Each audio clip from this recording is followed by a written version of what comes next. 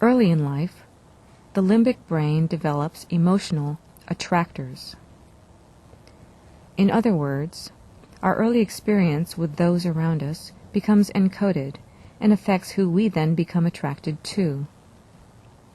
This bias forms an integral part of the neural systems that view the emotional world and conduct relationships.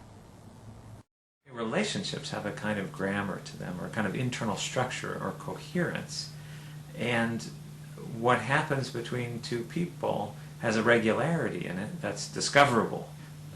The brain of a child studies, if you will, the relationships that are going on around him or her and pulls out the regularities and learns those regularities or rules, just as they learn the rules of their native language. Depending on the kind of family you have, that may serve you well or it may not serve you well.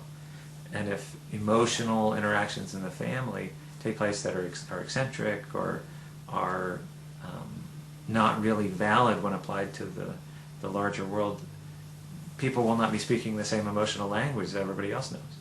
And in our practices, we see a lot of those people. They're often baffled about how relationships work, what goes on in them.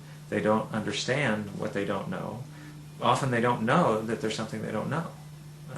An attractor is that kind of intuitively acquired, ingrained pattern of implicit memory.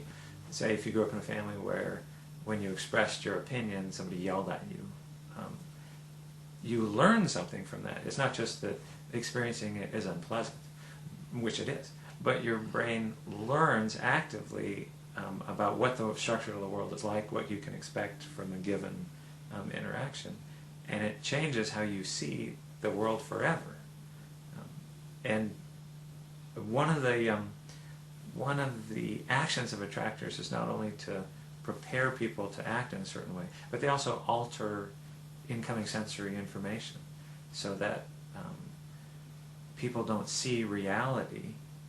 They see sensory data that's been filtered and compressed by their attractors into much simpler things. And if your attractors are not accurate, say, you won't be seeing the real world very clearly. So this encoding of the limbic system is malleable. It can change and adapt by constant interaction with the compatible limbic system of another.